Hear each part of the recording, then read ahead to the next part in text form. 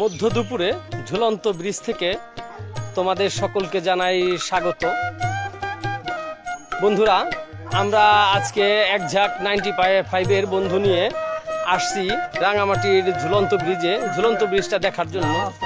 তো তোমরা যারা আছো তাদেরকে আমি একটু সামনে থেকে দেখানোর চেষ্টা করছি। দেখতে পাচ্ছ এই ঝুলন্ত ব্রিজের যে পাড়ের অংশটা খুব সুন্দর, মাঝখানে ছোট্ট একটা টিলা মতো পাহাড় আছে, সেখানে কিছু বাড়ি ঘর আছে, পাশে নৌকা আছে।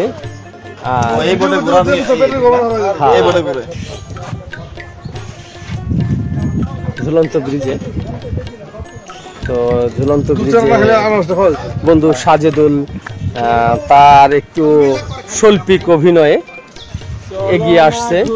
দেখতে পাচ্ছ সাজেদুল আজকে ইয়াং বয়স হয়ে গেছে। ও সাজেদুলের আজকের যে অনুভূতি, তাতে মনে হচ্ছে ও সেই প্রাইমারি স্কুল জীবনে চলে গেছে।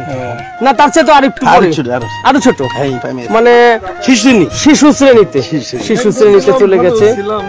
শিশু শ্রেণীতে আরেকজন ল্যাংটা ছিল, ভালো ছিল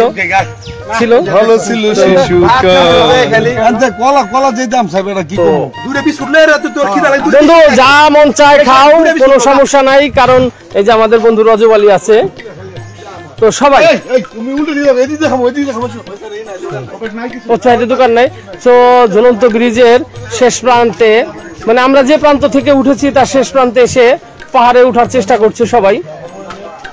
তো পাহাড়ে উঠাটা যদিও আমার জন্য একটু কষ্টকর, তারপরও পাহাড়ে তোমাদের উঠে দেখাচ্ছি।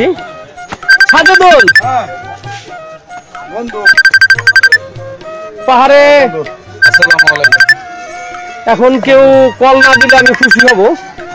পাহাড়ে ওঠার যে আনন্দটা, সেটা আসলে অনুভূতিটা অন্যরকম। তো দেখাচ্ছি, এখন কেউ কল দেবে না, প্লিজ একটু কল না দিলে আমি খুশি হব। কারণ 10 মিনিট বা 5 মিনিট পরে আমি তোমাদের কল ব্যাক করব।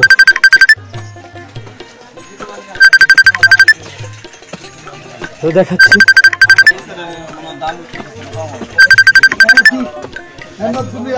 অনেক সুন্দর জায়গা আছে, সুন্দর জায়গা আছে সামনে, আরো সুন্দর।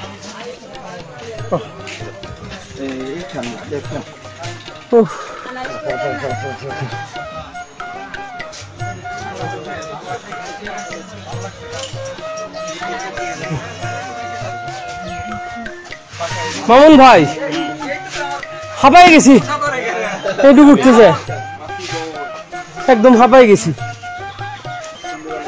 আসলে সব জিনিসের একটা অভিজ্ঞতা আছে, আর সেটা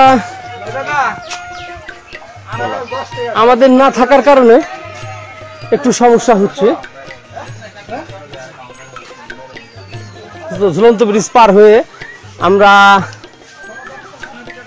একটু পাহাড়ি রাস্তা মাঝখানে ছোট্ট, আমাদের গ্রাম অঞ্চলের ভাষা আইল বলে, এরকম একটু ইট বিছানো রাস্তা আছে, সেই রাস্তা ধরে এগিয়ে চলার চেষ্টা করছি। তো আমি দেখানোর চেষ্টা করছি আসলে পাহাড়ি জীবনযাত্রা এবং পাহাড়ের যে সৌন্দর্য। দেখেছি যে পাহাড়ের উপর থেকে আমি তোমাদের দেখানোর চেষ্টা করছি নিচে যে বোটগুলো বাঁধা আছে, সেই বোটগুলোকে। তবে পাহাড়ে ট্রাভেল করার সময় অবশ্যই নিজেকে একটু শক্তপোক্ত আর একটু সতর্ক রাখতে হবে। কারণ একটু সতর্কতা আর একটু সচেতনতাই পারে তোমাকে সুন্দর একটা ভ্রমণের তৃপ্তি দিতে। কোথায় যাচ্ছেন ভাই? যেখানে সারি সারি বোট বাঁধা আছে, দেখতে পাচ্ছেন এই ঘাটেও সারি সারি বোট বাঁধা আছে।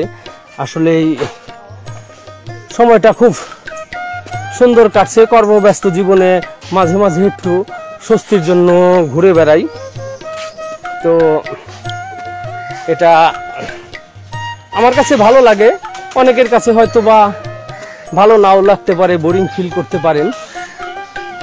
তো যে যাই করুন না কেন, সবচেয়ে বড় বিষয় হচ্ছে আপনাকে জীবনে কিছু স্বস্তি আর বৈচিত্র্য আনতে গেলে অবশ্যই ভ্রমণের যে তৃপ্তিটা সেটা নিতে হবে। আর দিদার, তুমি যদি কলে আসতে চাও তাহলে আমি তোমাকে কলে নিচ্ছি, তোমাকে আমি কলের জন্য ইনভাইট করলাম, তুমি কলে ঢুকে পড়ো। তুমি কলের জন্য ঢুকে পড়ে যে দেখতে পাচ্ছ সাজিদুল